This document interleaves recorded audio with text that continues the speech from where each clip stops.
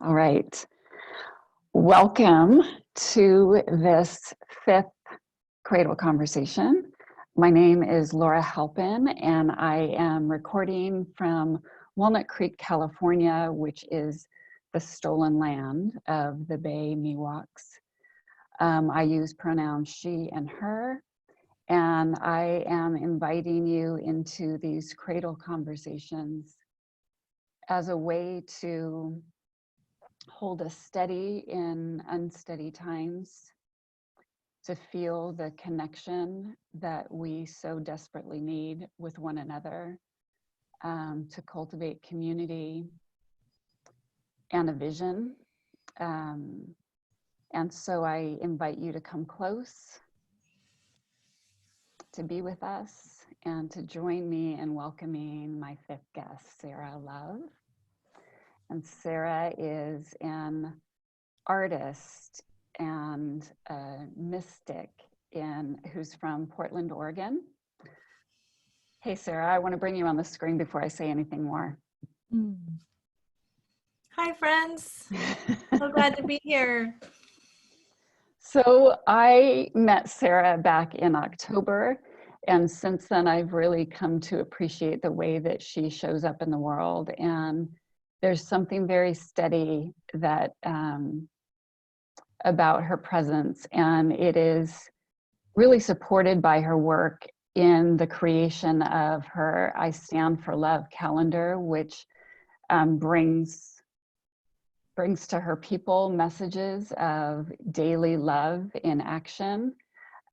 She is the co-creator of a deck called I can never remember if it's a Mystics Oracle deck.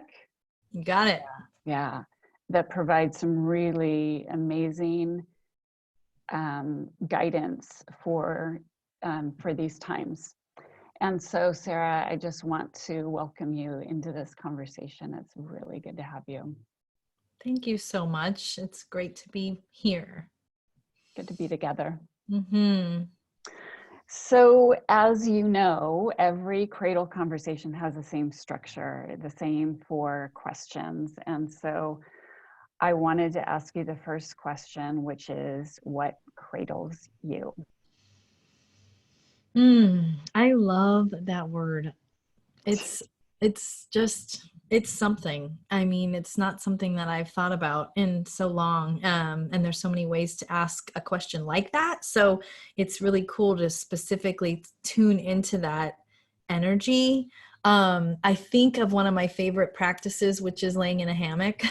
If we want to get literal, that is one of my most favorite, most nurturing spaces, to be in that position of kind of hanging, supported, but also suspended, and looking up at the sky in that position that we don't, often find ourselves in.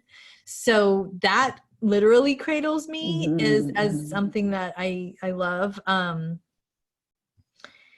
And there are so many other things when I think about that word, but what cradles me truly is community. And I feel like that, I just want to keep putting my hands like this, like a basket, because I feel the connection to the close people in my life, the outer, the acquaintances, the social media. I feel like it's kind of this, all of this is a cradle of sorts, and it's becoming so. I may not have said that a few weeks ago when I could go anywhere and hug anyone and be in community in a different way, but right now I feel like that I sense the cradle for me right now is really the gratitude I have even more acutely for community.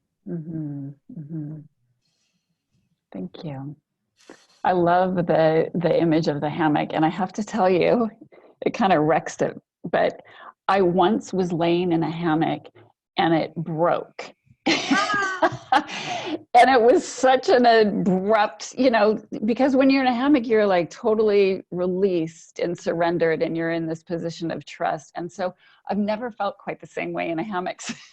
Oh boy, I bet. That wasn't supposed to happen. I know. Okay.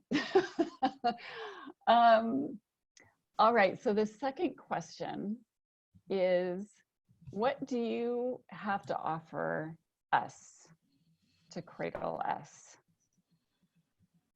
One of my most favorite habits, practices, things that I do with people and with myself is putting my hand on my heart and saying, I love you.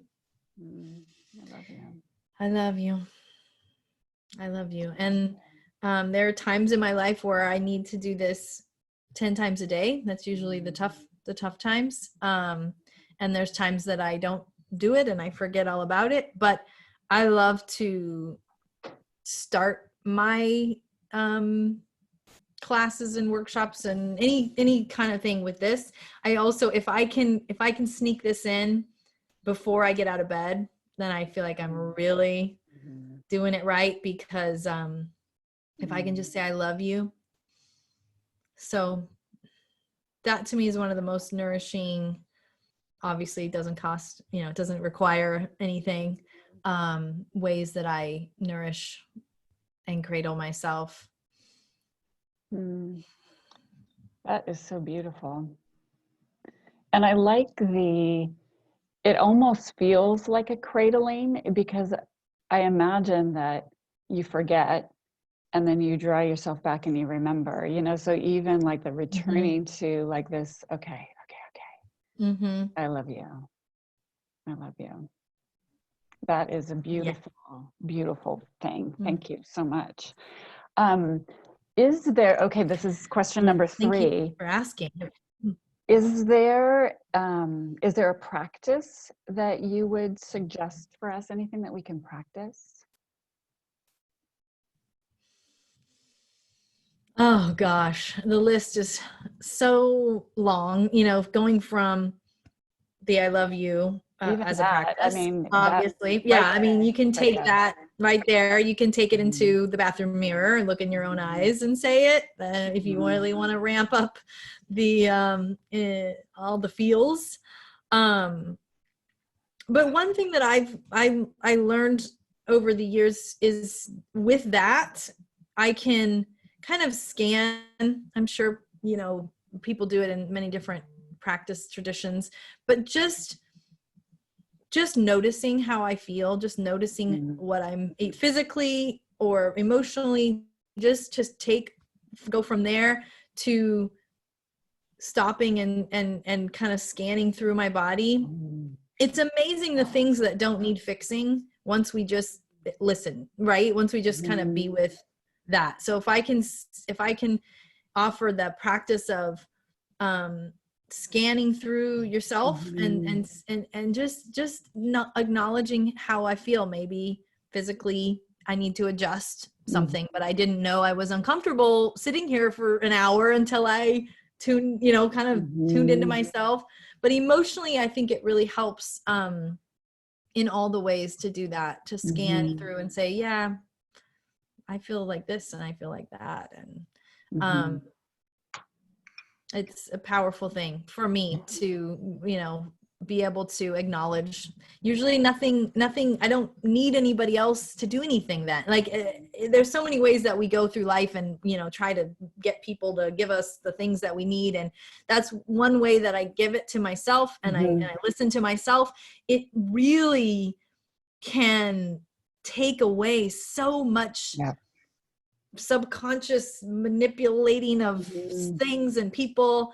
So I feel like those are just the most simple, but yet so nourishing on the self-love, is just taking up that space and giving yourself permission to have attention put on yourself. Right.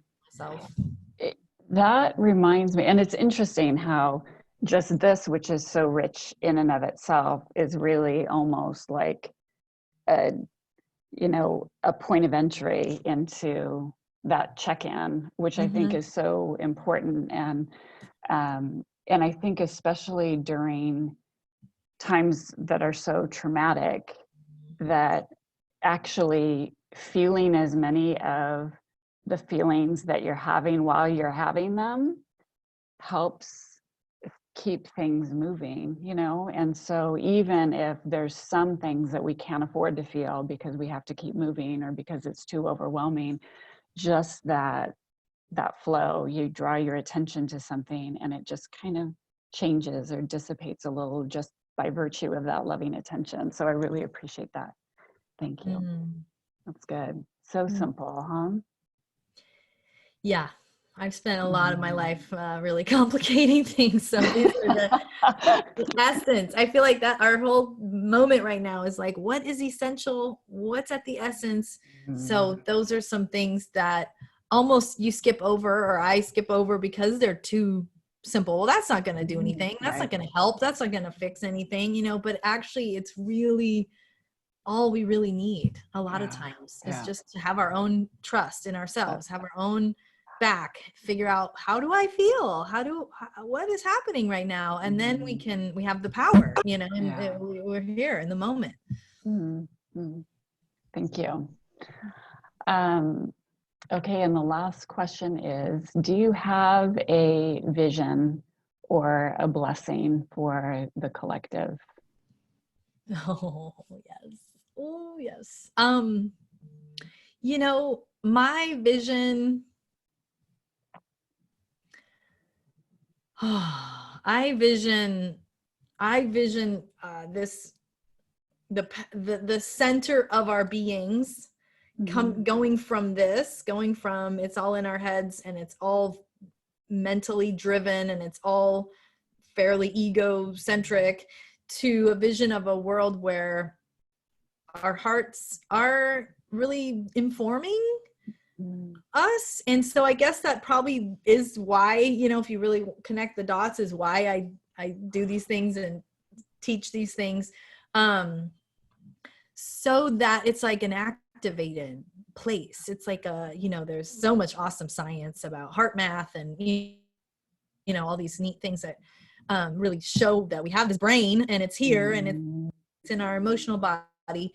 But that, I feel like if that shift became normal and we lived into a future where our hearts were guided and you know, when we came to the table we asked questions that were more based on how we would move forward, whether in our families or in our schools or wherever it was, that vision is the foundation of all the other visions that I have, you know, of all the other, like, what would it look like?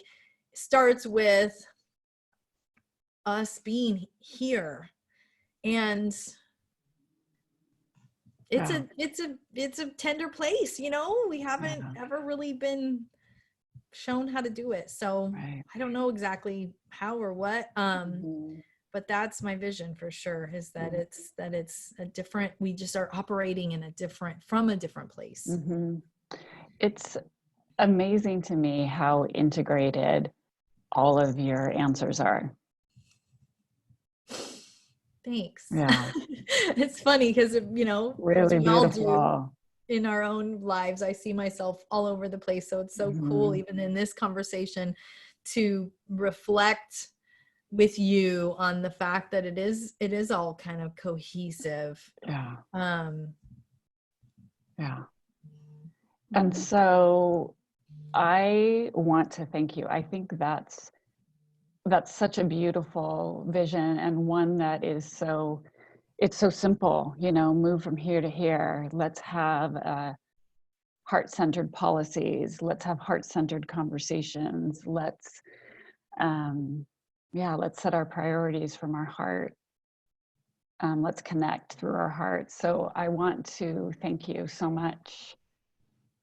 And I want to just acknowledge that there are people who will be watching this, and it's not our business who, but it's just our business to put this conversation out there. And so as we are physically distancing, I again just want to draw people close to us in this moment Mm. and actually feel that connection over time and space. It's so real.